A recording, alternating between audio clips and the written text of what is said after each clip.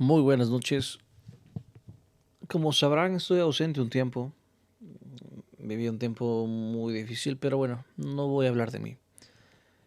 Hoy quiero tratar algo que se va a escandalizar la gente, ¿sabes? Apelo a tu conciencia, apelo a la razón y por un momento quiero que no pienses en mí. Quiero que analices, digieras y profundices en lo que te voy a decir, que de antemano te aviso que es extremadamente escandaloso. Te voy a hablar un poquito de mí. Me llamo Tony. Crecí en lo que llamamos el Evangelio en el cristianismo. Ya tengo más de 30 años y casi toda mi vida he vivido en el Evangelio. Pero como ustedes sabrán, soy una persona que me gusta ser curioso. Entonces, en mi curiosidad, he investigado profundamente algunos temas de la Biblia y me he topado con sorpresas que a más de uno le dejarán perplejo. Y lo que quiero contarles hoy es capítulo 16, versículo 9 del libro de Lucas, que dice así: Yo os digo, haceos amigos con el dinero injusto, para cuando éste llegue a faltar os reciban en las eternas moradas. Y saben, eh, dice que hay que, o sea, el capítulo narra la historia de un mayordomo que decidió estafar a su dueño para poder tener trabajo, digamos, con la gente que benefició estafando a su dueño. Y al final de esa historia se dice que hay que ser amigos con el dinero injusto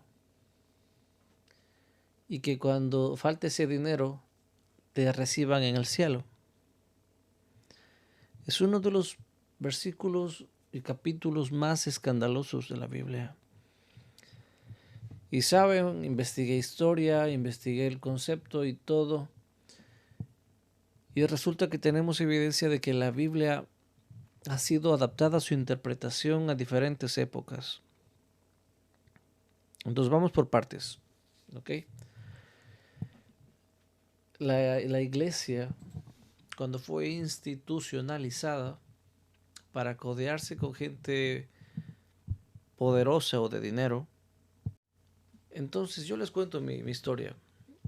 Y la Biblia puede decir muchas cosas, pero con el tiempo uno desarrolla una amistad personal con Dios. Hace un tiempo, una empresa X me ofreció que si yo reseteaba y desbloqueaba unos móviles, pues yo me podía quedar con unos cuantos, como una especie de regalo. Y bueno, yo digo, ok, pues fueron bastantes móviles que me podían regalar. Pero resulta que Dios me dice que no. Y yo le digo, Dios, pero la palabra en Lucas 16:9 dice: Haceos amigos con el dinero injusto para que cuando esto llegue a faltar os reciban en las moradas eternas. Y cuando yo reclamo esta promesa de la Biblia delante de Dios, dice: no, tú no vas a tener esos móviles, no vas a hacer eso. No, no, no y no.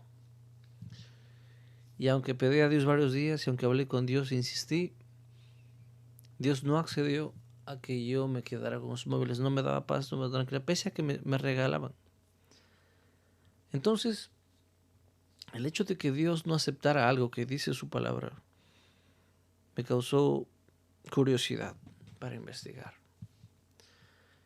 Es como que yo dijera: haz amigos con la corrupción para cuando ya no tengas recursos, te codees con otros en el cielo. Es un mensaje completamente opuesto al Evangelio de Cristo.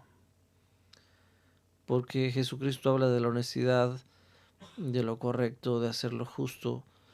Y aquí habla de básicamente de ser corrupto, de sobornar, de mentir, de estafar. Y aquella persona que hace eso es alabada según esta historia. Y la pregunta es, ¿por qué un mensaje de este tipo se encuentra en la Biblia?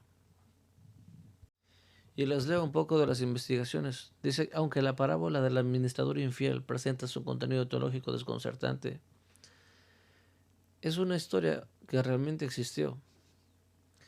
Y estudios estilométricos recientes han confirmado que el Evangelio contiene capas de redacción con estilos diferenciales. En fin, en 2023 dice un estudio aplicado al corpus de Lucas confirma diferencias medibles entre secciones, pero Lucas 16 del 1 al 9 exhibe abundantes léxicos lucanos incluyendo hapax legomena comunes a sus parábolas. Esto sugiere que aunque la historia pueda venir de una fuente ajena, ha sido editada completamente por Lucas en su propio estilo.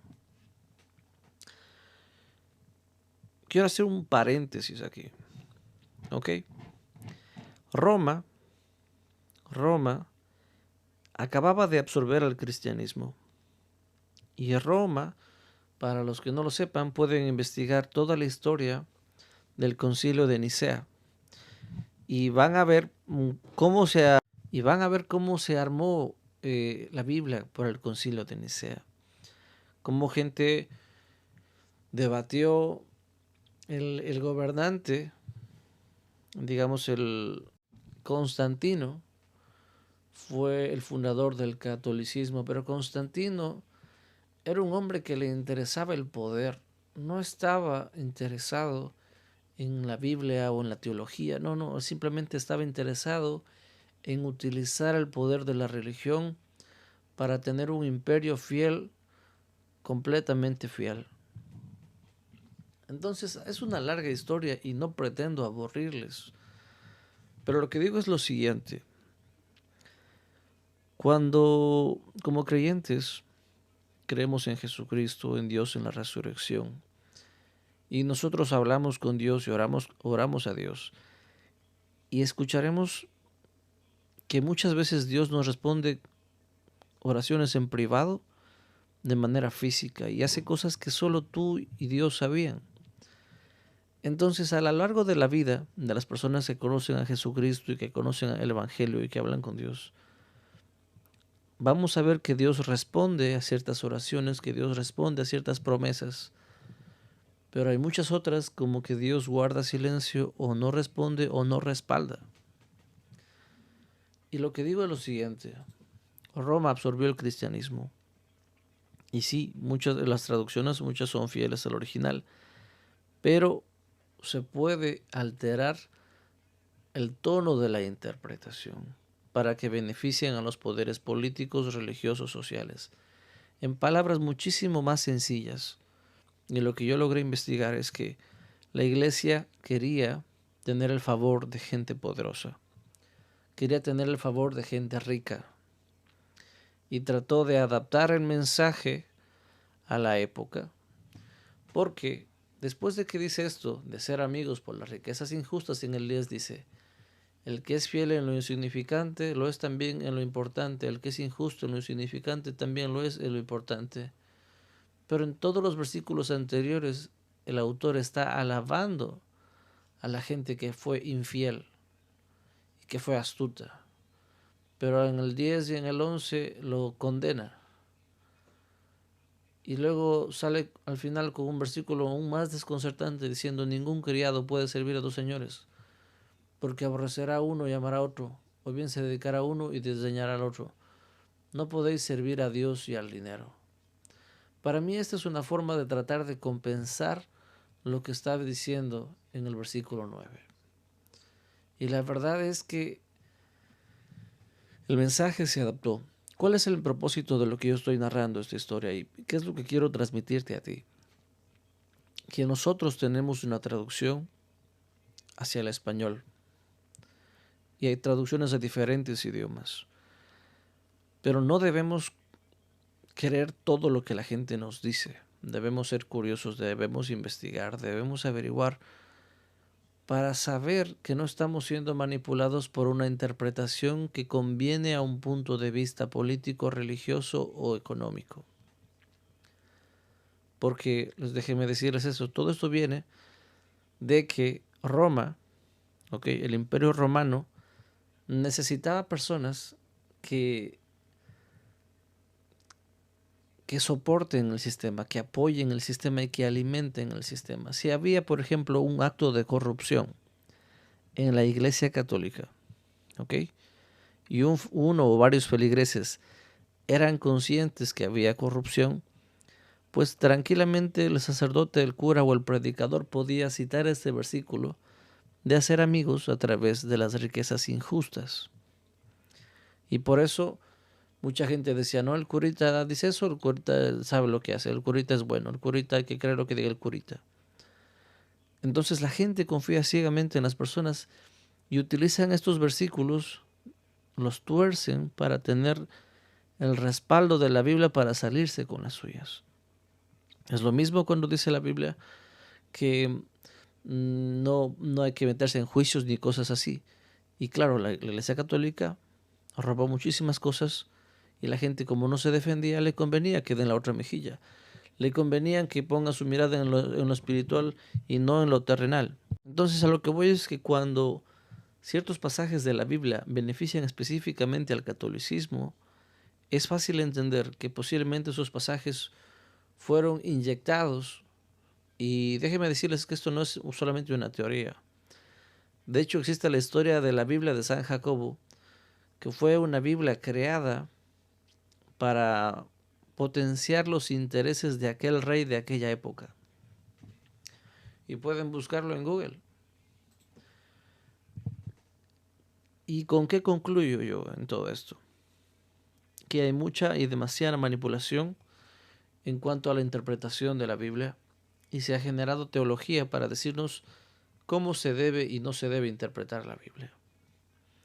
Y yo hablaba con mi esposa y muchas veces digo que si el Evangelio, el Nuevo Testamento se predicara en la época de Moisés, Israel nunca hubiera salido libre de Egipto.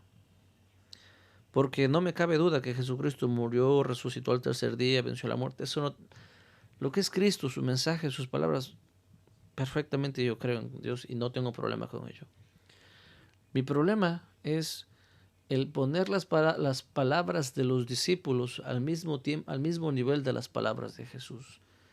Mi problema es que mucha de la teología del Nuevo Testamento no tiene fundamento en el Antiguo Testamento.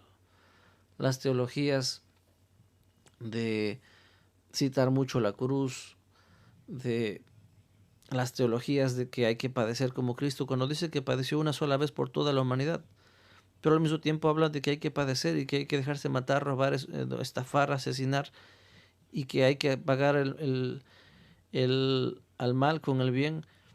Pero eso lo único que está haciendo es generar un pueblo dócil, fácil de manipular, fácil de asesinar, fácil de sacarle los órganos y ya está. ¿Y eso beneficia a quién? A las corporaciones, a las empresas, al Vaticano.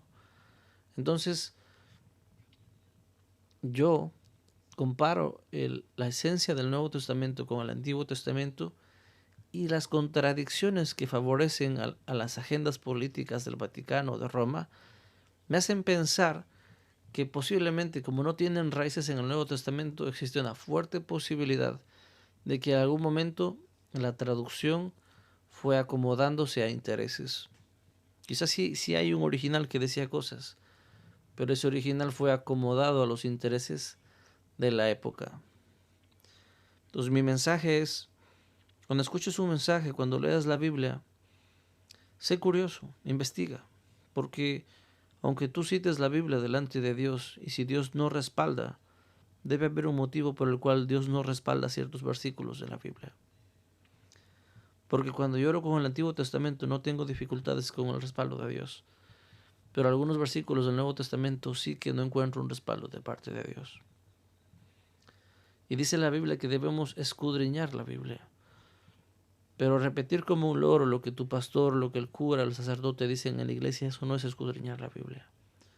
Eso es ciegamente aceptar lo que te dicen o te imponen otras personas. Que mucha gente puede escandalizarse por lo que digo, sí. Y cierro con esta frase que me ha impactado mucho. Quien come del fruto del conocimiento es siempre expulsado de algún paraíso. Melaine Klein. Y es que es mucho más fácil aceptar lo que se nos enseña, pero muchas veces, simple y sencillamente no cuestionamos. Y muchas veces debemos cuestionar para ver los intereses del que está hablando acá. Mucha gente pasan los años y se alejan de Dios, o se vuelven fríos, o ya no quieren saber de Dios. Y yo me he preguntado por qué. Y lo que pasa es que con los años nos damos cuenta de las contradicciones del Nuevo y el Antiguo Testamento, pero no es una contradicción como tal. Simplemente es que el mensaje de Cristo, el mensaje del Evangelio y el Antiguo Testamento coinciden, pero los mensajes de los discípulos en muchas partes coinciden con los intereses de Roma y del Vaticano, más que con los intereses del Antiguo Testamento. ¿Por qué en el Antiguo Testamento se puede citar de que Israel fue liberado de la esclavitud de Egipto? Pero siguiendo las enseñanzas del Nuevo Testamento, no hay ninguna liberación de ninguna esclavitud, de ningún gobierno, ni de ningún lugar. Solamente callar, dejarse robar, dejarse asesinar, dejarse desvivir, dejarse cometer actos atroces sexuales. No hay forma de corregir nada como lo hacía en el Antiguo Testamento, liberándose de la opresión. Entonces Cristo dio un mensaje de salvación, y eso lo creo. Pero un mensaje de adaptarse al sistema, cerrar tu boca y no defenderte, ese mensaje lo único que hace es engordar las arcas de un imperio llamado Roma o el Vaticano. Así que cuestiónate, Dios te bendiga. Ha sido un gusto para ti compartir una breve reflexión sobre estos pasajes de la Biblia. Que sí, la Biblia sigue siendo hermosa y maravillosa, pero ten cuidado porque muchos años hubo gente que trató de generar manipulaciones. ¿No les parece sospechoso que muchos textos de la Biblia se citan principalmente en el Nuevo Testamento entre ellos, mas no en el Antiguo Testamento? Y por eso no podemos creer ciegamente algo, sino debemos investigarlo, buscarlo, entenderlo y comprenderlo. Porque si, por ejemplo, el libro de los mormones, si se cita el libro del mormón, se cita a sí mismo, no tiene sentido.